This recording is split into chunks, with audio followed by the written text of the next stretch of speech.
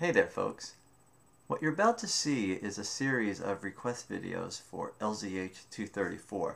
But first, a word about how it's all going to work. It's probably roughly a half hour or so of footage, and you can't fit 30 minutes into one video, so it is going to take place over several videos. The story will begin in this video. I'm going to be telling a story, and basically what I'll do is once I get to the end of this video, well, as for starters, this video is going to be linked to LZH's request video, the video request he made. I'll link this video to that one, and as I make each chapter in the story, or each section of the story, I'll link each video to the one that preceded it. So there'll be a chain of videos. So if you start at the beginning, you can follow. You look down below after you read the video, and you'll see a video response, which will be from me to me, and you continue your way down.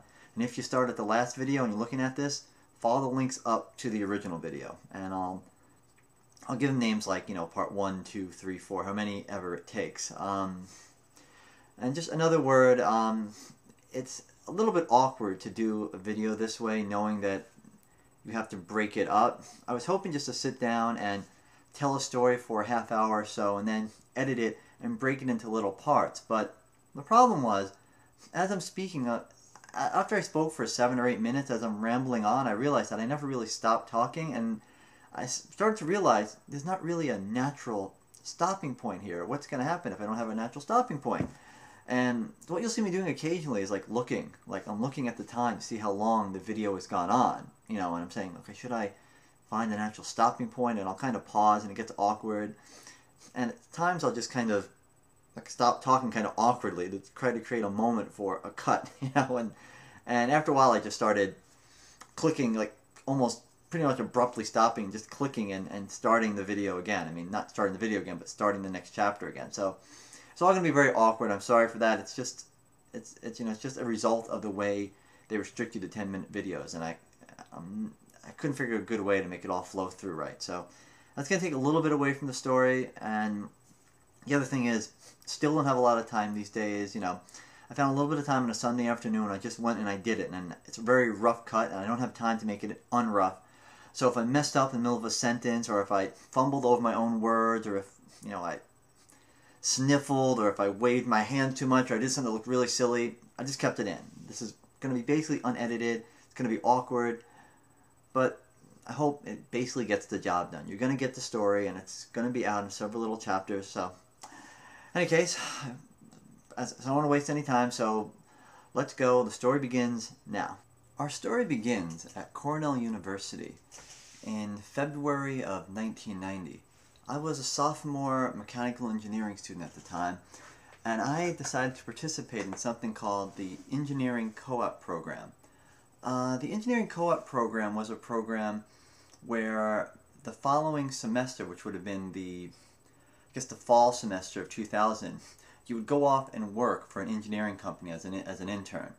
And you would interview during the second semester of your sophomore year, and if you got the job, you would then go work the following semester, which would be your first half of your junior year, except you would take courses over the summer to make up for the courses you were going to miss by missing that one semester of school.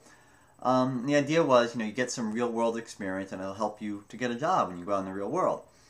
So that was the plan, and just as an aside, it was kind of odd that they did it that way.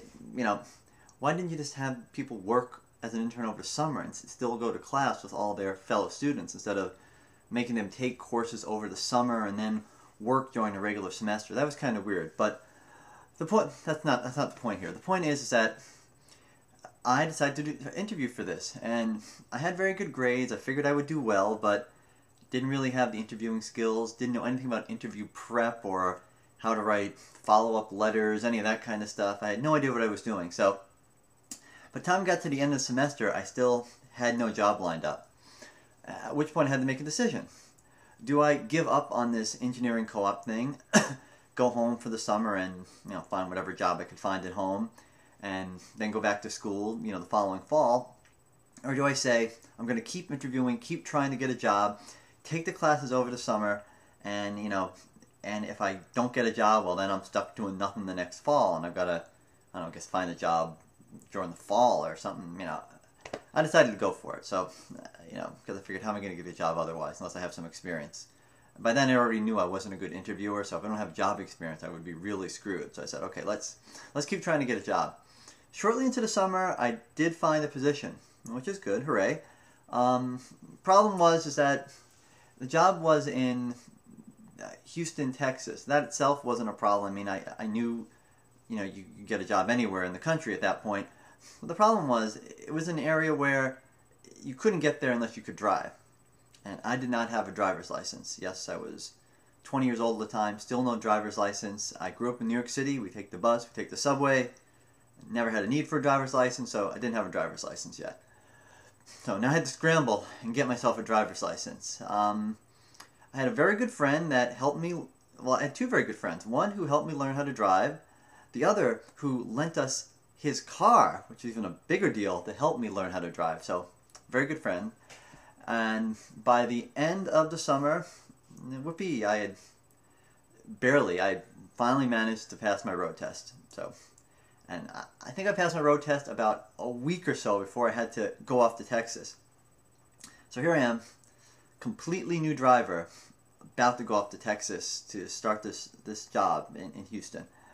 I got to give you a little visual aid of where I was working. So let me pause this for a second and get that visual aid.